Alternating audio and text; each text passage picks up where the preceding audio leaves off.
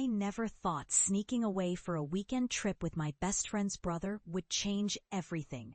He's always been off limits, her older brother, twice my age, divorced, and yet somehow, when I looked at him, I felt a flutter I couldn't quite explain.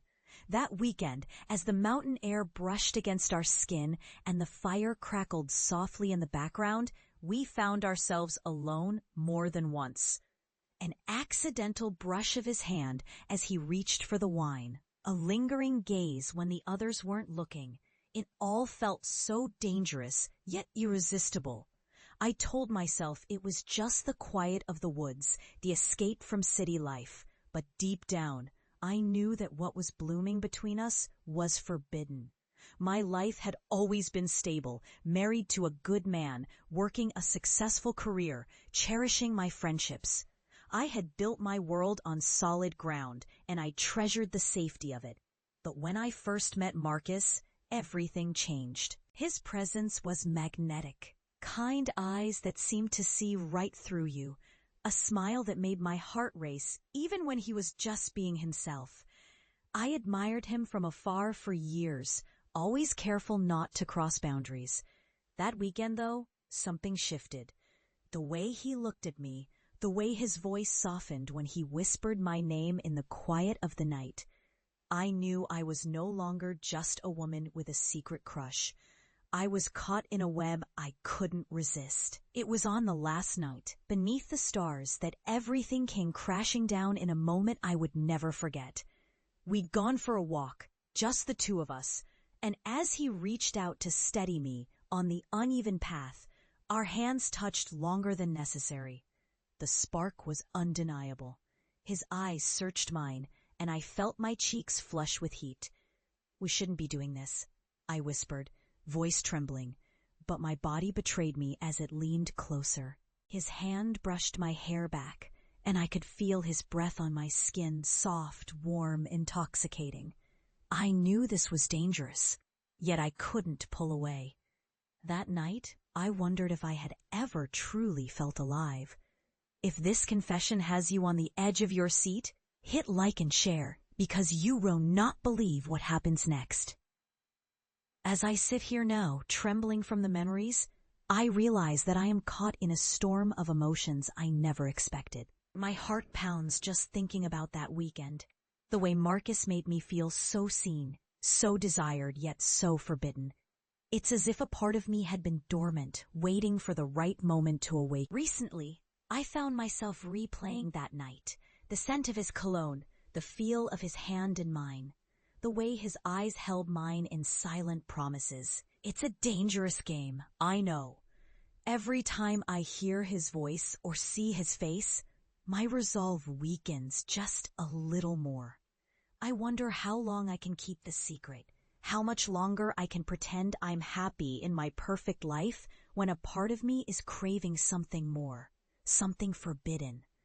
I catch myself stealing glances at him, feeling guilty but unable to stop. I see the way he looks at me when he thinks I'm not watching, an unspoken understanding, a shared secret that binds us closer each day. I know I should pull away, walk away, but my heart refuses. Instead, I cling to those stolen moments, knowing they could shatter everything. One night, just as I was about to surrender to the chaos swirling inside me, I received a message that made my stomach drop. It was from Marcus. "We can't keep pretending this isn't real," he wrote. My hands trembled as I read the words. I wanted to reply, to tell him I felt the same, but fear held me back. My life was built on stability, on being the wife everyone admired. But beneath that veneer, I felt more alive than I had in years. That message ignited a fire I couldn't extinguish, a yearning I could no longer deny. I knew that if I continued down this path, I risked everything. My marriage, my reputation, my peace of mind. Yet the thought of losing him, of walking away from what we had begun to build in secret, was even more terrifying. As I sit in my quiet house now, the echoes of my own heartbeat are deafening. I wonder if Marcus feels the same storm raging inside him, this forbidden love that defies logic and morality. I think about the long conversations we shared after church, the stolen glances during community events, and how his presence in my life has become both a balm and a curse. Every day, I am torn between what I should do and what I desperately want to do.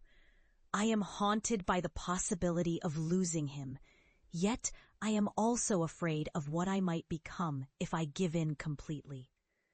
Love after loss, after betrayal, these words now define my existence. I am learning that sometimes the second chance at love comes at the greatest price.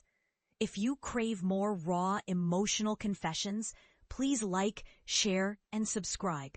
Your next chapter awaits. My story is far from over. I know that my feelings for Marcus are a forbidden fruit I cannot ignore.